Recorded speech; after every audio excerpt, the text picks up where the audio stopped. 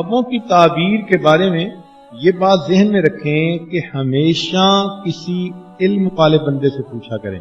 خود تعبیر دینا اس کو علماء نے منع کر دیا ہے، اس لیے کہ خواب ظاہر میں کچھ ہوتا ہے اور تعبیر کچھ ہوتی ہے.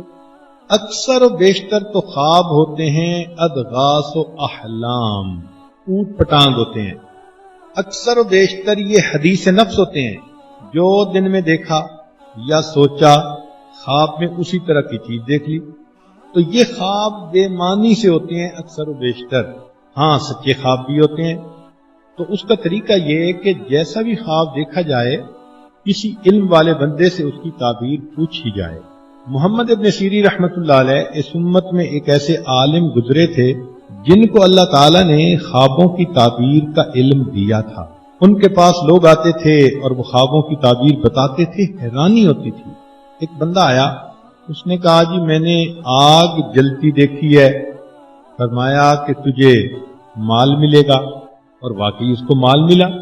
پھر کچھ عرصے بعد ایک دوسرا بندہ آیا، اس نے کہا جی میں نے خواب میں آگ جلتی دیکھی ہے، بھائی تجھے پریشانی ملے گی، اور اسے واقعی پریشانی ملی. تو شاگرد نے پوچھا کہ حضرت پہلے نے خواب دیکھا تو مال ملا اور اس نے خواب دیکھا تو پریشانی ملی، تعبیر مختلف کیوں؟ تو فرمایا کہ پہلے نے آگ دیکھی تھی سردی کے موسم میں، سردی کے موسم میں آگ راحت پہنچاتی ہے تو میں نے تعبیر دی کہ تمہیں مال ملے گا، راحت ملے گی. دوسرے نے آگ دیکھی گرمی کے موسم میں اور گرمی میں آگ تکلیف کا سبب بنتی ہے، میں نے تعبیر دی کہ تمہیں مشکل میں پہنچے گی. اب دیکھو اتنی باریک سی بات پہ تعبیر بدل گئی. ایک نوجوان آیا، زاروں قطار رو رہا تھا. بھائی کیا ہوا؟ وہ جی میں نے خواب دیکھا ہے میرے جیسا بدبخت تو دنیا میں کوئی نہیں. کیا دیکھا؟ وہ جی میں نے خواب میں دیکھا ہے میں اپنی والدہ سے بدکاری کر رہا ہوں. اور یہ کہہ کے اس نوجوان نے رونا شروع کر دیا. تو محمد ابن سیرین رحمۃ اللہ علیہ مسکرائے اور کہنے لگے کہ اچھا یہ بتاؤ تمہاری کوئی زرعی زمین ہے؟ اس نے کہا جی ہے. فرمان لگے خواب کی تعبیر یہ ہے کہ اس دفعہ تمہاری فصل بہت اچھی اور نفع بخش ہوگی، اور ایسا ہی ہوا. اس نے کہا حضرت خواب کچھ ہے تعبیر کچھ ہے. انہوں نے کہا نہیں، تعبیر یہی ہے کہ تم نے خواب میں دیکھا، ظاہر میں بدکاری کر رہے ہو، حقیقت میں تو تم لطف اندوز ہو رہے ہو.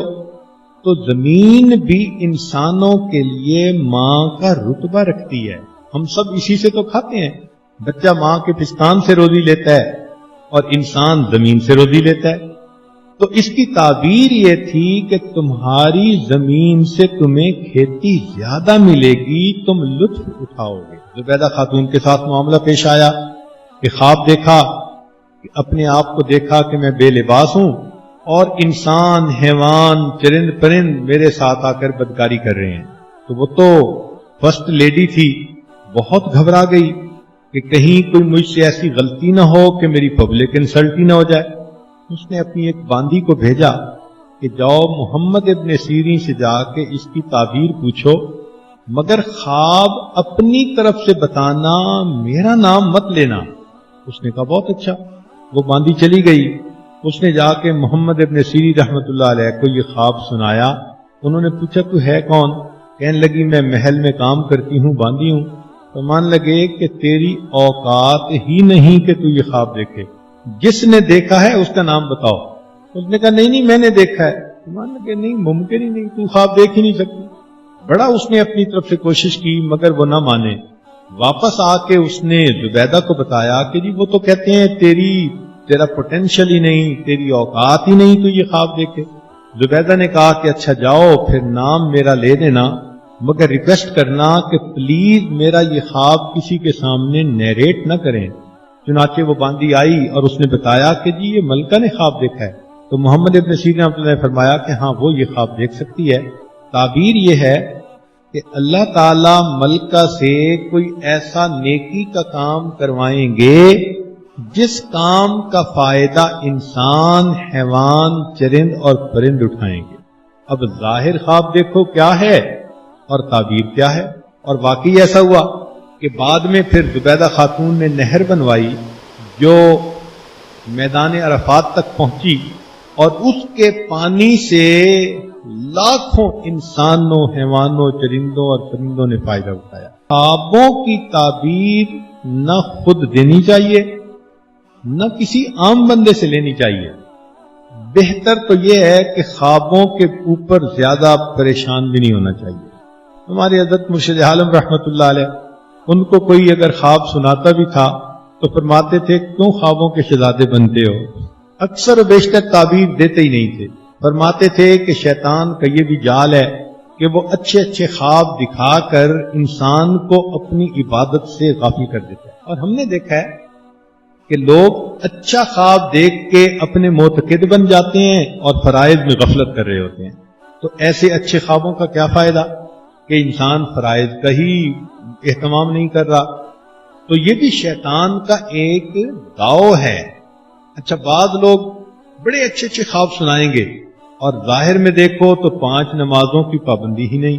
تو یہ سب شیطان کا حربہ، شیطان ان کو اپنے آپ پر فریفتہ کر دیتا ہے اور ان کے دل میں ڈال دیتا ہے تو بڑا نیک ہے جی، میں بڑے اچھے خواب دیکھتا ہوں۔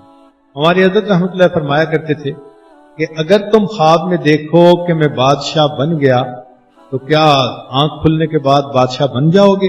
کہتا نہیں۔ فرمایا تو پھر کیا ہے، اگر تم نے خواب میں دیکھ بھی لیا کہ تم بڑے ولی بن گئے ہو تو پھر بنے تو نہیں ہو نا بھی۔ اور یوسف علیہ السلام کے خواب کو دیکھیے کہ سچا خواب تھا، اور یعقوب علیہ السلام نے اس کی تعبیر بھی دے دی تھی، اس خواب کو پورا ہونے میں کہیں 30-40 سال لگ گئے۔ تو سچا خواب ایک اللہ کے برگزیدہ بندے دیکھتے ہیں، اللہ کے نبی تعبیر دیتے ہیں، اس کو پورا ہونے میں 20 سال سے اوپر لگ گئے۔ تو ہم اگر کوئی ایسا خواب دیکھ لیں تو اس پہ فریفتہ ہونے کی کیا ضرورت ہے؟ اس لیے خوابوں کا بیان کرنا اور خوابوں کے پیچھے پڑے رہنا یہ کوئی اچھی بات نہیں ہے۔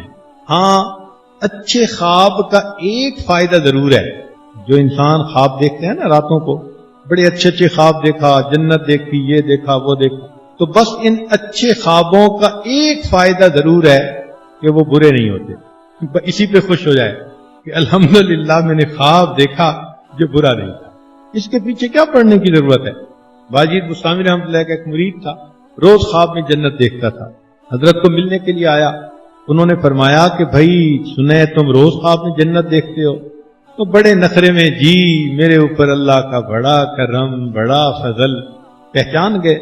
فرمانے لگے کہ اچھا اب جب خواب میں جنت دیکھو تو لا حول پڑھ لینا۔ وہ چپ ہو گیا، مگر دل میں سوچنے لگا کہ میرے پیر صاحب بھی میرے ساتھ جیلس ہو گئے ہیں۔ واپس اپنے گھر آیا، اب جب رات کو سویا تو پھر خواب میں جنت دیکھی۔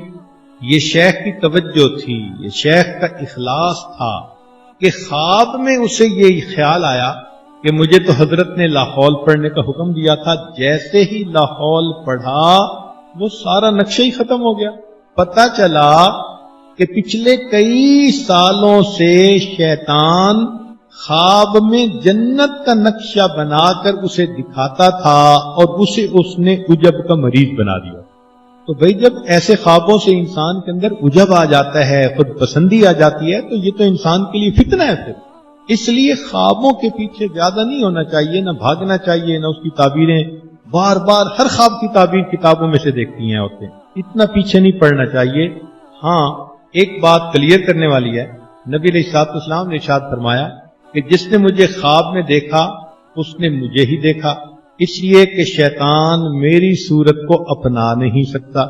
یہ نبی علیہ السلام کا فرمان 100% سچ ہماری سر آنکھوں پر۔ لیکن ایک بات سوچنے کی ہے کہ خواب میں آپ نے کسی چہرے کو دیکھا اور دل میں آیا کہ نبی علیہ السلام کو دیکھا، یہ کون فیصلہ کرے گا کہ واقعی وہ چہرہ کسی بزرگ کا تھا یا نبی علیہ الصلوۃ والسلام ہی کا تھا؟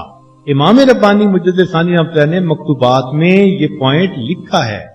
وہ کہتے ہیں کہ ہم یہ نہیں کہتے کہ خواب میں جو دیکھے گا وہ غلط ہے، نہیں، وہ ٹھیک ہی دیکھے گا، مگر یہ تو بتاؤ نا کہ کیا تصدیق ہے، گارنٹی ہے کہ تم نے وہی چہرہ انور دیکھا جو نبی علیہ السلام کا تھا؟ شیطان ایسا بھی تو کر سکتا ہے کہ کسی بزرگ کا چہرہ دکھا کے ذہن میں خیال ڈال دے کہ تم زیارت کر رہے ہو، پھر کیا ہوگا؟ چنانچہ ہمارے پاس بعض نوجوان آتے ہیں، جی میں نے نبی علیہ السلام کی زیارت کی، جب ان سے صرف پوچھتے ہیں تو کہتے ہیں جی پینٹ کوٹ پہنا ہوا تھا، تو معلوم ہوا شیطان تھا۔ بعض نوجوان کہتے ہیں جی نبی علیہ السلام کی زیارت ہوئی اور ان کے تو چہرے پہ ریش ہی نہیں تھی، تو معلوم ہوا کہ شیطان اس طرف بھی انسان کے اوپر حملہ کرتا ہے۔ لہذا اگر خواب میں نبی علیہ السلام کی زیارت کا بھی خیال گزرے تو اس چیز کو دیکھیں کہ جو شمائل نبی علیہ السلام کے احادیث میں ہیں وہ تھے یا نہیں تھے، ذرا سی اس کے بارے میں آگے پیچھے دیکھیں تو سمجھ لیں شیطان مجھے بہکانا چاہتا۔ ہاں، اس میں ایک بات اور بھی ہے کہ بزرگوں نے یہ لکھا ہے کہ بسا اوقات انسان خواب میں دیکھتا ہے کہ میں نبی علیہ السلام کی زیارت کر رہا ہوں، مگر دیکھتا ہے کہ کوئی اور بزرگ ہیں ظاہرہ، تو اس کی تعبیر یہ ہے کہ وہ جس شخص کو دیکھا اس کو اللہ نے نبی علیہ السلام کی محبوب کی سنتوں کی کامل اتباع عطا فرمائی ہوئی ہے۔ بہت سارے لوگ خواب لکھتے ہیں، حضرت ہم نے خواب دیکھا، دل میں تو بات آئی کہ نبی علیہ السلام کو دیکھ رہے ہیں اور فلاں بزرگ کو دیکھا، تو اس کا مطلب یہ کہ وہ فلاں بزرگ جو تھے ان کی زندگی سنت کے بہت قریب تھی، اس کی یہ تعبیر ہوتی ہے۔ دعائیں مانگنی چاہیے کہ اللہ تعالی ہمیں بھی نبی علیہ السلام کا دیدار عطا فرمائے۔ ہم تو کہتے ہیں سوتے میں بھی عطا فرمائے، جاگتے میں بھی عطا فرمائے، دنیا میں بھی فرمائے، آخرت میں بھی فرمائے، مگر بعض عورتوں کو بڑا اس کا شوق ہوتا ہے تو وہ اس کے لیے بہت وظیفے بھی کرتی ہیں۔ ہمارے حضرت رحمۃ اللہ فرماتے تھے کہ درود شریف کی کثرت، اس سے نبی علیہ السلام کی زیارت زیادہ ہوتی ہے، یا پھر سنت کی اتباع ہر چھوٹے بڑے کام میں، اس کی وجہ سے نبی علیہ السلام کی زیارت ہوتی ہے۔ اور تیسرا فرماتے تھے کہ انا اعطیناک الکوثر، اگر اس سورت کو 1100 مرتبہ اخلاص کے ساتھ پڑھیں تو بھی نبی علیہ السلام کی زیارت ہوتی ہے۔ تو بہرحال جس کی جو تمنا ہو اللہ پوری فرمائے، مگر دستور کی بات یہ ہے کہ انسان خوابوں کا شہزادہ نہ بنے اور ظاہری زندگی میں شریعت و سنت کے مطابق عمل کر کے اپنے اللہ کے قریب ہونے کی کوشش کرے۔ وآخر دعوانا ان الحمد للہ رب العالمین۔